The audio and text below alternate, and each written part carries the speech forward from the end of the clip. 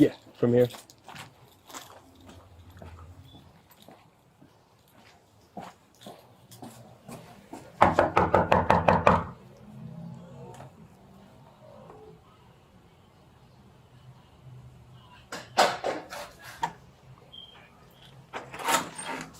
Come here, brother. Come here. Tell your mom to come here. Good. Come here. Mom! Mom! Hold on, just relax. Mom! Just relax, Nathaniel. Relax. Relax. Hey, Tamika, come out here. Come out here. Hey, stars, I got one more. Come out here. Put your bowl down. Who's this? This is Mom. You want to grab him and I'll grab her? Okay. How about if I get your cuffs, Sarge? Turn around for me. What's up? You got an arrest warrant, so that's why you're going in I cut. got an arrest warrant. Yeah, you're Tamika, right? Ow! Just turn around for me, okay? I'm trying to ask how. I'll tell you. For child neglect. For child neglect? Yep. Are your two daughters in the house? No. Okay. For child neglect? Yep. Headquarters, I got 3 in custody. Come on. Sir, I didn't Come on. I didn't neglect my child. That's fine. You got an arrest warrant. A police officer knocks on a door in a quiet Oklahoma suburb. Inside, a woman looks up, confused. I got an arrest warrant? Yeah? You're Tamika, right? Within hours, 3 members of the same family are in handcuffs. Not strangers. Not a home invasion. A mother. A father. Their own son. The reason traces back to July, when a hospital in Oklahoma County flagged something impossible to ignore. An 18-year-old girl, intellectually disabled, unable to fully advocate for herself, had just given birth. Nobody could say who the father was. Not at first. The mother said it was a boyfriend. The teenager herself pointed somewhere else entirely, toward her own father. And when detectives searched his phone, what they found made him look guilty. Search after search asking how to fool a DNA test, whether siblings could share the same genetic markers. It looked like they had their answer. They didn't. Because when the DNA results came back from the state crime lab, they pointed somewhere no one expected, to someone who had been in that house the entire time, watching this investigation unfold from the inside. What detectives uncovered next wasn't just about who fathered a child. It was about a family that had a chance to stop this 2 years earlier, and chose silence instead. To understand how a family ends up shattered on their own front lawn, you have to go back further than the knock at the door. You have to go back to a quiet residential stretch in the village, a small, tucked-away suburb wedged inside Oklahoma City, the kind of place where neighbors wave, lawns are mowed on schedule, and nothing ever seems to happen. For years, that reputation held. The Moldens looked, by every outward measure, like an ordinary household, but behind closed doors, something had been building for a long time. And in July, it finally surfaced in the last place anyone expects a crime to be uncovered, a hospital delivery room. An 18-year-old woman, diagnosed with an intellectual disability that left her unable to fully care for or advocate for herself, gave birth. Medical staff followed standard reporting protocol. Any birth involving a patient with cognitive impairment triggers automatic scrutiny, because consent, real, informed consent, isn't something she could legally give. The hospital notified the Oklahoma Department of Human Services immediately. That single phone call set off a chain reaction that would eventually pull apart an entire household. Caseworkers arrived expecting a routine assessment. Instead, they walked into a mystery with no clear answer. Who was the father? The mother offered an explanation quickly, almost too quickly, investigators would later note. She claimed her daughter had a boyfriend, someone outside the family, someone who could account for the pregnancy without raising a single red flag. It was a clean story.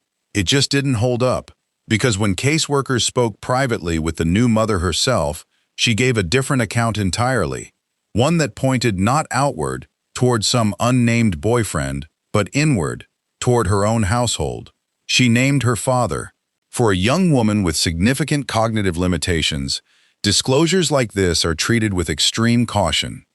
Memory, suggestibility, and communication barriers all complicate an already devastating situation. But a claim that's serious couldn't be ignored. Detectives from the village police department opened a formal investigation, and what began as a maternity ward notification quickly escalated into a full criminal inquiry. Investigators requested access to phones belonging to every adult male living in the residence. It's a standard step, procedural and unremarkable, until the results come back abnormal. And when detectives combed through the father's device, they found search terms that stopped them cold. Queries about defeating paternity tests, about whether close relatives share enough genetic overlap to fool a lab, about how DNA comparisons actually work between parent and child. To an investigator building a case, this looked like more than curiosity. It looked like preparation. A man trying to understand, in advance, how much science could expose and how he might slip past it. For weeks, the theory solidified around him. He fit the pattern detectives expected: proximity, access, and now behavior that suggested guilty knowledge. Building a case on searches and suspicion, however, isn't the same as building one on proof. Oklahoma law required something conclusive, something that couldn't be argued away in a courtroom. Detectives turned to the Oklahoma State Bureau of Investigation, submitting DNA samples collected from every male in the house for forensic comparison. Then they waited. While the lab worked, life inside that home didn't stop. Neighbors saw nothing unusual, no sudden confrontations, no visible unraveling. Whatever tension existed stayed sealed behind the front door, the way it apparently always had. The newborn, meanwhile, was placed under the watch of the state, caught in the middle of a paternity question that would determine far more than a birth certificate. It would determine who, if anyone, would face prosecution, and how many lives inside that house were about to change permanently. When the results finally came back from the crime lab, they didn't confirm what investigators expected. They dismantled it completely. The DNA didn't match the father under suspicion. It matched someone else in the household entirely, someone who had been present through every stage of this investigation, watching detectives circle a different man, staying quiet while his father absorbed the suspicion meant for him. The brother, 19 years old, living under the same roof as his sister for years, he became, in an instant, the center of a case that would soon expose not one crime, but two: an act of abuse against a woman unable to protect herself, and a pattern of silence from the very people who were supposed to. Because as detectives would soon learn, this wasn't a single, isolated incident discovered for the first time in a hospital corridor. When confronted, the brother would admit to something that changed the entire shape of the case, something that had happened long before this pregnancy, something the parents already knew about. The question was no longer just who fathered that child, it was how long everyone else in that house had known, and why nobody said a word. Detectives now had a name attached to a genetic match. What they didn't have yet was a full picture, and in cases like this, forensic evidence only tells part of the truth. The rest has to come from the people involved, and that meant sitting down across from a 19-year-old who had spent weeks watching his own father absorb blame for something the lab results said belonged to him. When investigators brought him in for questioning, they weren't sure what to expect. Some suspects deny everything, no matter how strong the evidence. Others collapse under the weight of it almost immediately. Nathaniel Molden Jr. fell into neither category cleanly. According to court records, he didn't fight the science. He confirmed it. He told officers he'd had sexual contact with his sister, not once, not as some isolated lapse investigators could write off as a single tragic moment, but as something that stretched back roughly 2 years before her pregnancy. 2 years of a pattern occurring inside a home where their parents also lived, ate meals, went about ordinary routines. And then came the detail that reshaped everything about how prosecutors would eventually approach this case. He said their parents already knew, not suspected, not vaguely worried. Knew because, by his account, Nathaniel Sr. and Tamika had actually caught the two of them together at some earlier point, well before any pregnancy entered the picture. He described consequences at the time, punishment in his words, some form of discipline handed down in the aftermath of being discovered. But discipline inside four walls isn't the same as intervention. It isn't a phone call to authorities. It isn't therapy, separation, or protective action to stop what had clearly become a repeated pattern involving a daughter who, because of her cognitive limitations, could not fully understand what was happening to her, or effectively ask for help escaping it. Whatever punishment occurred, it wasn't enough to prevent this from happening again and again, until, eventually, it produced a child. For investigators, this single admission transformed the scope of accountability. A crime that initially looked contained to one individual now implicated two more people, not as direct perpetrators, but as adults who allegedly possessed knowledge of ongoing abuse and chose silence over protection. Deputy Chief Matt Butcher, speaking publicly about the case afterward, was direct about why prosecutors extended charges beyond the son. Part of the reason charges were filed on the parents was because there was no intervention to prevent actions toward this child, he said. At the time, she couldn't fend for herself. That phrase carries weight in this case specifically. Prosecutors weren't just examining what happened between siblings. They were examining a household dynamic where a vulnerable young woman, unable to protect herself or reliably communicate what she was enduring, depended entirely on the adults around her for safety. And those adults, according to the emerging evidence, failed her twice. First, by allowing the abuse to continue after discovering it. Second, by staying silent even after she gave birth, when a definitive, undeniable consequence of that failure was standing in front of them. Oklahoma law does not treat this kind of inaction lightly, particularly involving a person legally recognized as vulnerable due to cognitive impairment. Failing to report suspected abuse of a vulnerable adult, when combined with prior direct knowledge, opens parents to prosecution separate from whatever charges apply to the actual abuser. It's a legal acknowledgement that protection is a responsibility, not an option, and that looking away doesn't erase culpability. With the confession secured and corroborated by DNA evidence, detectives moved toward arrest. Officers arrived at the family residence prepared to take all three individuals into custody within the same operation.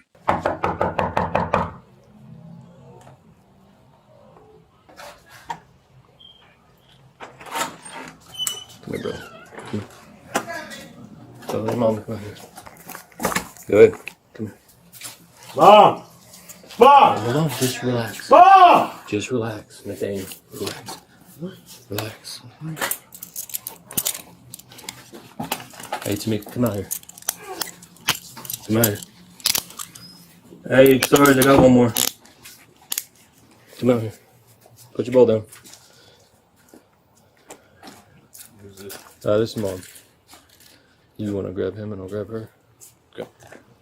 You mind if I get your cuffs, Sarge? Turn around for me. What's up? You got an arrest warrant, so that's why you're going in I cut. got an arrest warrant. Yeah, you're Tamika, right? Ow! Just turn around for me, okay? I'm trying to ask how. I'll tell you. For child neglect. But child neglect. Yep. Are there your two daughters in the house? No! Okay. For child neglect. Yep. Headquarters, I got 3 in custody. Come on. Sir, I didn't Come on. neglect. I didn't neglect my child. That's fine. You got an arrest warrant.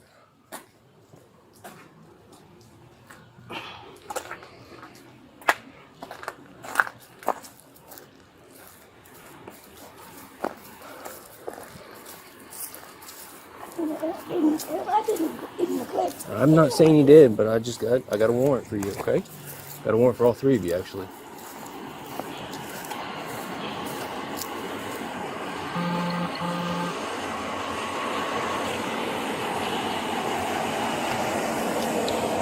You got any weapons on you or anything, bro?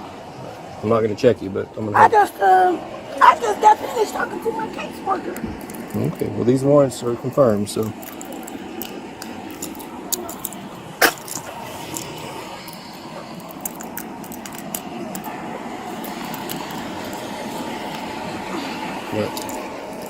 What?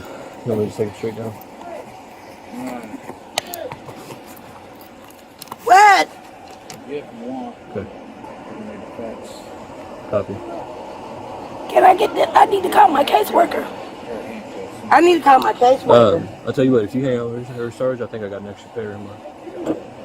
Slide over here for me. I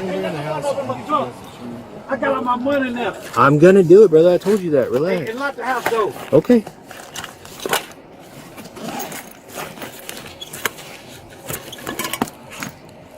You want to borrow these? You want me to swap them out now? Okay. Hang on, man. Jeez. I didn't double lock his yet, so him being smaller, you want me to put him in the middle? Yeah, we can do that. Okay. All right, so Tamika, so he's got a warrant for child neglect, a felony warrant. You got a felony warrant for child neglect. He's got a felony warrant for incest, sexual something or another, okay? So you all three got warrants. That's why we're here. Oh, who put the warrants out? Oklahoma County. They put it out September 25th. They've all been confirmed. September 25th. Yes, ma'am. My caseworker didn't let me know nothing about it. They may not know. Right now, I'm going to court right now to get my daughters back. I got you. Well, that's the civil side, right? Getting your daughters back is Child Protective Services. This is the criminal side. All right, slide over here for me.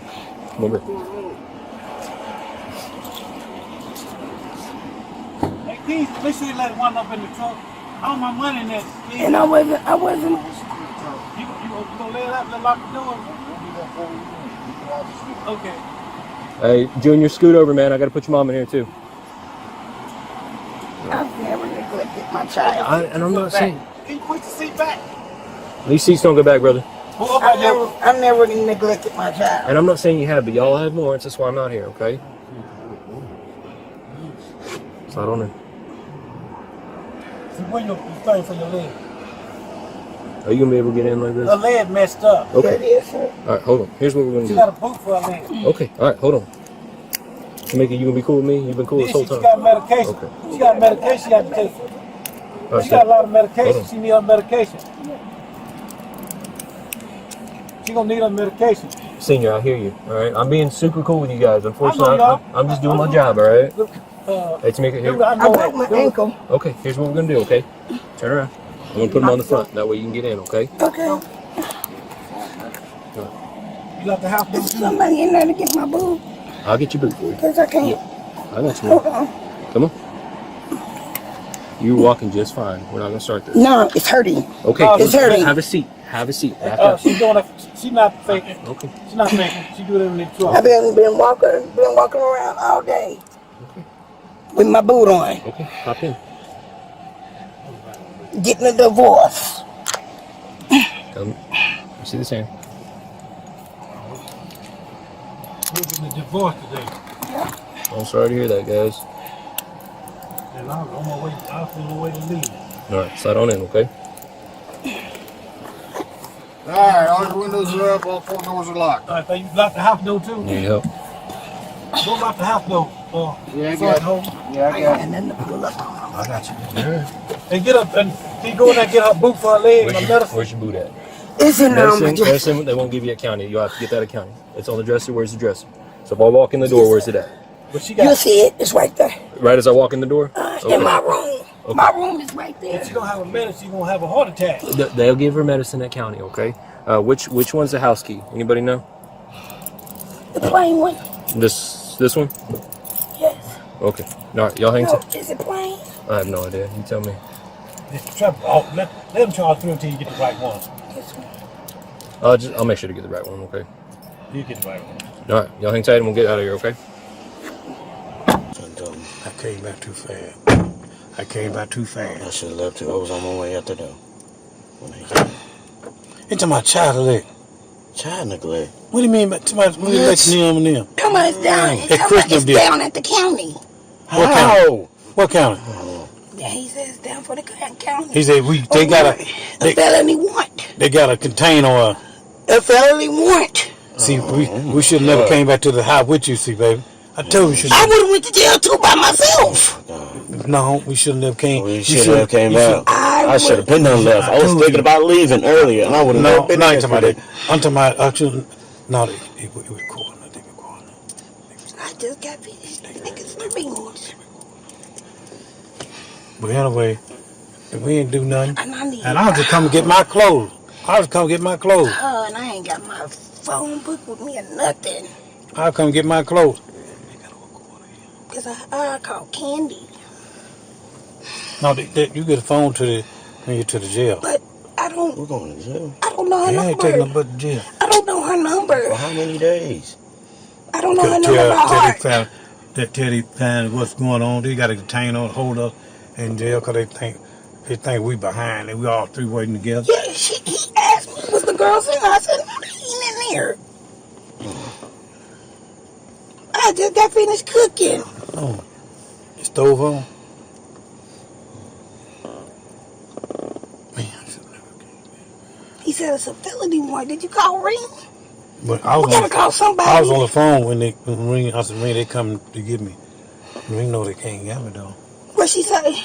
Leave the phone on. Did you tell them they got me too? They ain't say to you. They said to you, I got in the car. I said, what you gonna want to doing for? Yeah, look, they calling my name out loud. They think we is corporate or something. They think we quitting them. So that's they messed up my record. That's what's in my record. They trying to get you, or you gonna be able to make your court tomorrow. That's what they did. They know they did that, right? I'm gonna call my caseworker. Starting mileage 5.2. 2 adult black males, 1 adult black female. Yeah, I'll come and get my clothes. Sitting there getting my That's clothes. 25,000. Give me home. Who said that?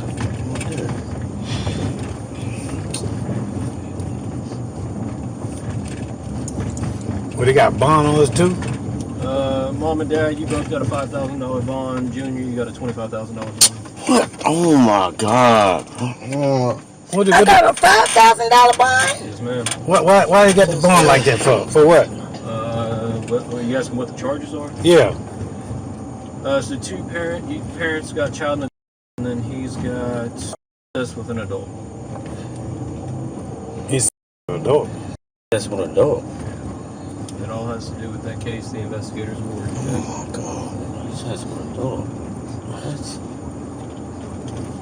I have never neglected my kids. Look, I'm just the guy doing my job, right? I don't know. No, I'm not the one that is. Yeah, he is doing his job. There's nothing he can do. What? He's just doing his job, as far as I understand that. So is he saying I can't get out? I mean, you $5,000? can get out, but you got to post bond. It's usually 10%. So parents, you got 500. He's got 2,500. Oh, 500 for me, 500 for her. And it's usually 10%. So 10% of 5,000 is 500.